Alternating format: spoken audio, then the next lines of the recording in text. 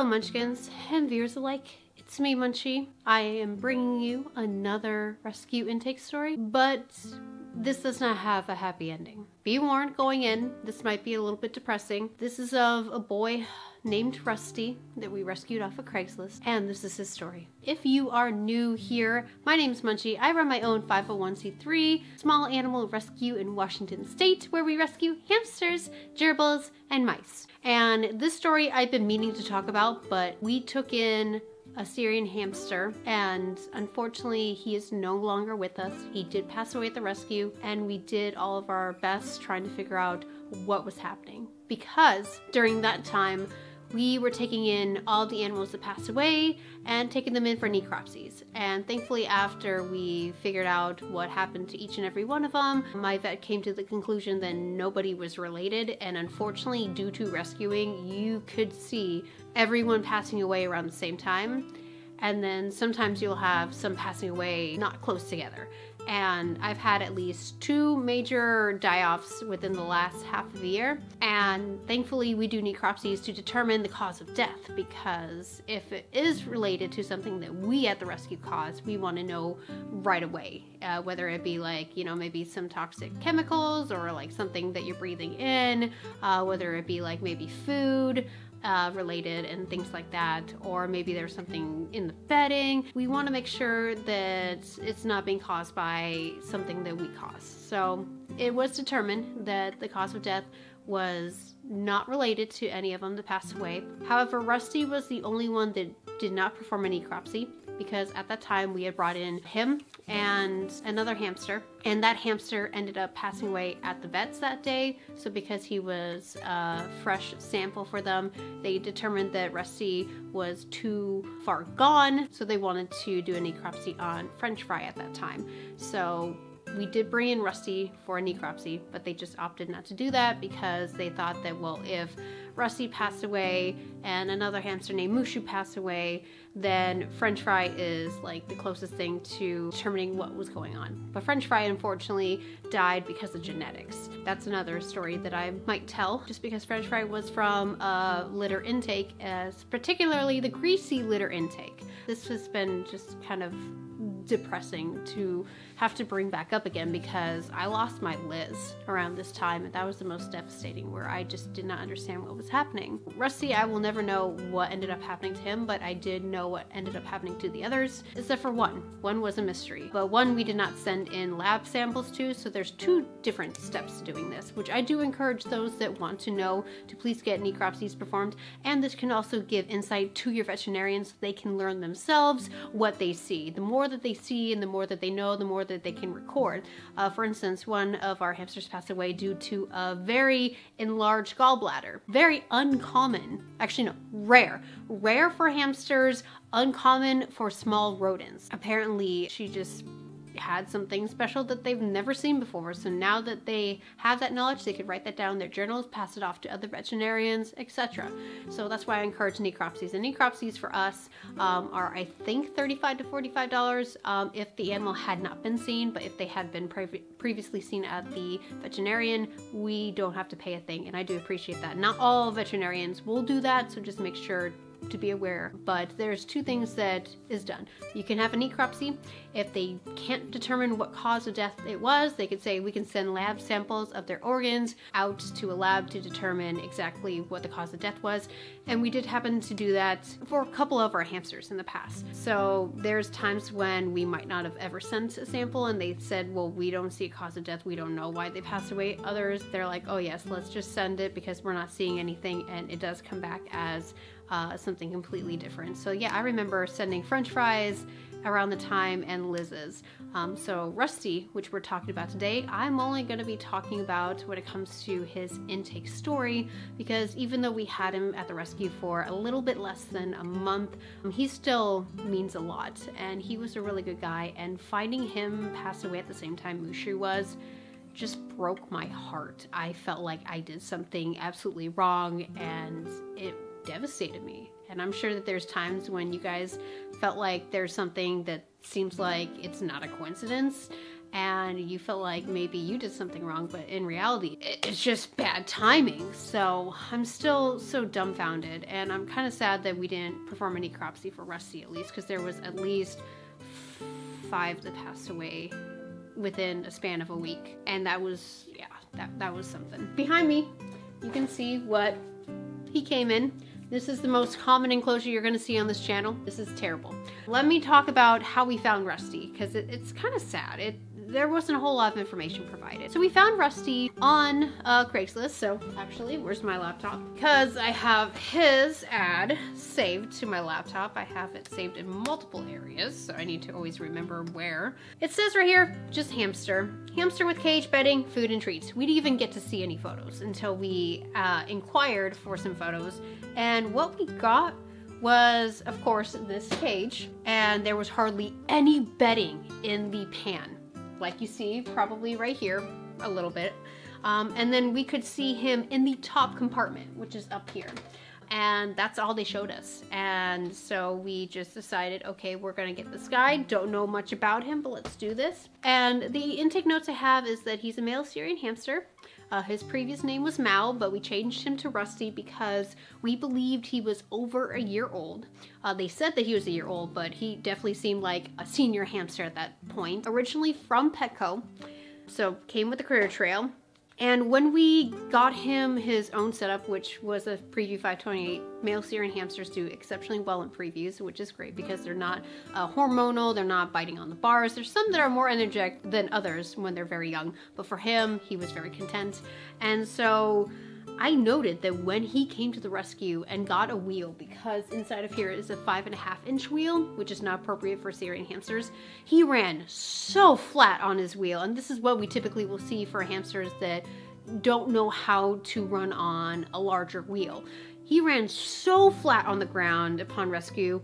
He's definitely not used to it, is what I made a note of. And yeah, we rescued him from Craigslist. And so it's so unfortunate that like within the holding period of Rusty, and then finally him being released for adoption on Pet Finder, that he ended up just passing away, never finding a home. And it's possible that he might have been much older than what we estimated and what the previous owners estimated, because we knew that he wasn't a year old. He acted much like an older gentleman, but he did not have the face or appearance of an older hamster quite yet. So that's why we were thinking older than a year, but maybe under a year and a half, but still we didn't know. So I kept this in storage for a long time. We have a lot of intakes and donations where unfortunately I have not been able to go through them all because I've just been having so many medical issues, and I had a job that was so demanding of me that I had no time to film anything. And then when I did, it was just on the fly or right then and there where I was like, I'm ready, I'm gonna film, here we go. So this is why you're seeing it so late, because he passed away last year, end of last year. And so we're just gonna review it right now. This right here is 120 square inches of floor space. Hamsters, they need 450 square inches or more in the United States and in Canada. We have this minimum so that you can't go any lower. And unfortunately, pet stores are partnered with KT, and KT sells inappropriate care because this is what they've been doing for the last 2 decades, even though there is scientific studies that have since come out saying, no, hamsters need more. Just so you guys get a sense of what hamsters need. And they're not just, you know, small animals that don't need a lot. They do, because territory-wise, they have 2 miles of it that they patrol. 5 to 10 miles a night, foraging, burrowing, making love, etc. We have domesticated and confined them to cages. It seems a little cruel when you think about it, right? And that's why I am kind of like hesitant to take on hamsters unless they are rescued now, because it's so hard in the hamster community to see people getting discouraged because they're restless, even in bigger enclosures that we approve of in California Hamster Association, Ontario Hamster Club, which is our leaders in hamster care. Unfortunately, these guys are just so revved up, and they come from a long history of needing to travel, needing to roam, and we're not providing what they need. Whereas other countries like Germany, they have higher standards and they have higher care when it comes to hamsters. Will hamster keeping be better in 100 years from now? I hope so, because right now it's not that great. But it's cool that companies are finally trying to recognize that they need more, like Night Angel. But for KT, they're still 2 decades in the past and don't listen to our community. And they keep repackaging the same thing over and over and over again, but increasing and inflating their prices. Poor materials, very small confined area. This is vertical, and if you have a dwarf hamster in here, which is fragile creatures, hamsters are very fragile. They can hurt themselves. I've seen it all. It is insane. And when it comes to environmental damage of your small animal, these cages are the worst. Please never use them. Plus, Syrian hamsters get stuck in these tubes because they're less than 3 inches. They have ridges on the inside which restrict the movement. So if a hamster has their cheek pouch, especially Syrian hamster, and they're trying to get in and out of here, they could get stuck. It has been recorded, and KT is aware that hamsters have died in their tubes, but they're still making it. Plus, they advertise this as gerbil cage. Gerbils chew through plastic. It is very, very damaging and toxic to them if they ingest it. It's not appropriate to be using. And hamsters, they are rodents. They will chew anything that's in here. If you only provide plastic and not provide chew toys, then they will chew on anything else that they can get their teeth on, which causes them to chew the sides. They can chew the sides out. And guess what? There's no sides right here, which I think I took off one of the stoppers. But I left this in here because they tried to seal this because they thought that maybe he could get up and climb and get out. They sealed it with a bag. That's not okay. If he were to chew that up, that would be very toxic and damaging to the hamster.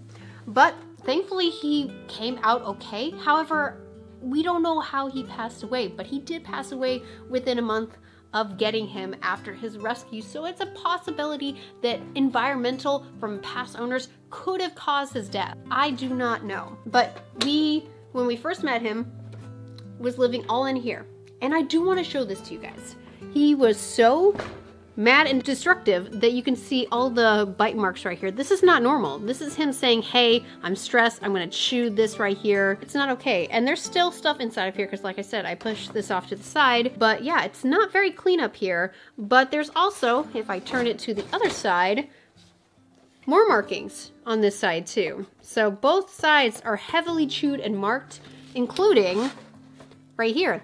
That's been chewed. You guys can clearly see that. This is not appropriate for rodents. So no, it's a big no. Big red flag no. Plus, there's not enough bedding up here to keep their body temperature regulated. They are burrow animals 2 feet underground, and yet we provide only a pan depth of 3 inches? Hello, KT? Where the heck are you when it comes to innovative care? Oh, you're not there. So yeah, I keep dissing KT until KT listens, and KT, you better listen. Hi guys. Okay, so memory card filled up. I don't know where all my other memory cards are, so I'm gonna make this quick as possible on my phone, which actually looks a lot better. It's a front-facing camera phone, so interesting. Quality looks actually kind of good, so we'll have to compare. Probably sounds gonna sound terrible, so I'll make this quick. So basically, I've dissed the cage. I don't like this at all. Yada yada yada. Let's see what he came with. First of all, there was nibble rings, small animal treats from Vitacraft. And then the next thing is the worst food to ever feed hamsters. Wild Harvest. Wild Harvest is discounted crap. No, no, no, no, no. This is something that's toxic to small animals because it has toxins in the wood that seep out. No matter if it's been kiln dried or not, this is cedar bedding. Cedar bedding is a big no. But now we have paper bedding that obviously I don't see at Walmart and see elsewhere, and it's Carefresh. And I do like Carefresh, so that is good. This is disturbing. It looks like French fries. I'm sure that there's a treat that looks like French fries. I'm sure it's from Walmart, but there was at least one chew toy. They have a chew toy in here. There is somehow a rag in here, and there is the rest of this, which they took this out more than likely because he was jumping off of it. I've had people tell me when they surrender or when we rescue hamsters, oh, I just took this out because they keep jumping off of it and it just looks scary. Gee, KT, did you hear that? The other things that it came with were these that I have no idea where they came from or what they go to. So that was it for Rusty. Just a little short video for you guys, and I'm just broken up and sad inside that he's gone. Even though we had him not that long, I still appreciated him. I appreciated seeing him running on his wheel. He would always, at night, be running on his wheel. I come in the hamster room to feed everybody, running on his wheel. He was a good boy, and that's why I called him Rusty, because he had that rustic feel to him, and of course he had the same golden coat like lots of other hamsters do, so he was just a golden Syrian hamster, normal, happy to be alive. I miss him. So thank you guys for listening into this video. Sorry it was so depressing. Sometimes these are depressing, and I won't sugarcoat anything ever. So that's probably why you're here. And I appreciate you guys for being here. So thanks so much. Leave algorithm comment down below. Like the video for support. And if you're new here, become a part of the Munchie family by subscribing. Yes. And you'll see more videos in the future from me. Thanks again. Ta-ta!